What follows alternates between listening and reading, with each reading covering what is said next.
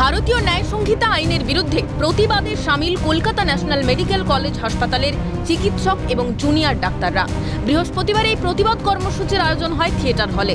প্রসঙ্গত, 1 জুলাই 2024 থেকে দেশে লাগু 3টি নতুন ফৌজদারি আইন। ফৌজদারি বিচার ব্যবস্থায় বদল এনে দেশ থেকে ঔপনিবেশিক ছোঁয়া হটাতেই নতুন 3 আইন। ইন্ডিয়ান পেনাল কোড বদলে হয়েছে ভারতীয় ন্যায় সংহিতা আইন। নতুন আইনে বলা হয়েছে, কোনো রোগীর চিকিৎসা চলাকালীন মৃত্যু ঘটলে সংশ্লিষ্ট চিকিৎসকের বিরুদ্ধে কড়া পদক্ষেপ গ্রহণ করা হবে। সেই চিকিৎসককে নিজেদের হেফাজতে নিয়ে তদন্ত করার পর যদি তিনি দোষী প্রমাণিত হন, তাহলে 5 বছর এবং তার সঙ্গে জরিমানা দিতে হবে। আগে শাস্তি দেওয়া হতো 2 বছরের জেল অথবা জরিমানা। এই আইনের বিরোধিতা করেই প্রতিবাদ কর্মসূচি কলকাতা ন্যাশনাল মেডিকেল কলেজ হাসপাতালের চিকিৎসক এবং জুনিয়র ডাক্তারদের। আর এই প্রতিবাদ স্বরূপ শুক্রবার থেকে হাতে কালো কাপড় বেঁধে চিকিৎসা করবেন চিকিৎসকেরা, জানালেন এমনটাই। আর এই আইন অনুযায়ী পদক্ষেপ গৃহীত হলে আর কেউ ডাক্তারি পড়তেই চাইবেন না বলে মত চিকিৎসকদের। কেন এই যে রুলসটা এসে, এটা কিন্তু পুরো ডাক্তারদের সেন্টিমেন্টটা অনেক ডাউন হয়ে গেছে। তার কারণ হচ্ছে, আমরা তো কোনো ডাক্তারই এখানে চাই না কোনো পেশেন্টকে মারতে। এর জন্য পড়াশোনা করে এত খাটাখাটনি করে আমরা চাইছি। আমরা যখন পেশেন্ট কোনো মারা যায়, আমাদের মনটা খুব খারাপ হয়ে যায়। কেন 10টা পেশেন্টকেই তো আমরা 10 জনকেই বাঁচাতে পারবো না অনেক ক্ষেত্রে।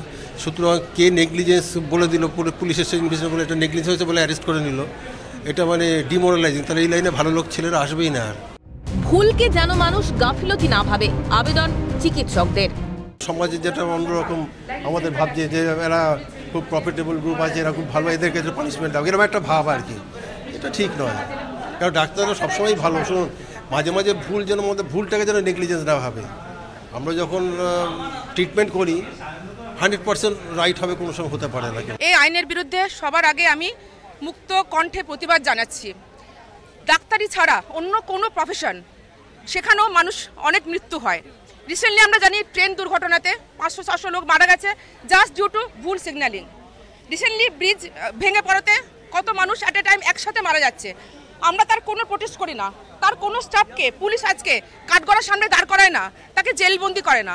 তাহলে আমাদের ডাক্তারদের এরকম একটা মহৎ প্রফেশনকে নিয়ে কেন এত ছিনিমিনি খেলা হচ্ছে? কারণ ডাক্তাররা আজকে কাঠগড়ায় দাঁড়াবে, কেন তার গলায় স্টেথোস্কোপ ঝুলবে না, তার গলায় ফাঁসির ফান্দা ঝুলবে? সিদ্ধান্ত যেমন স্যার ম্যামরা বললেন যে ডক্টররা নিজেদের যান প্রাণ বাজি রেখে অপারেশন করা বা সার্ভিস দেওয়া, এগুলো আমরা করে থাকি।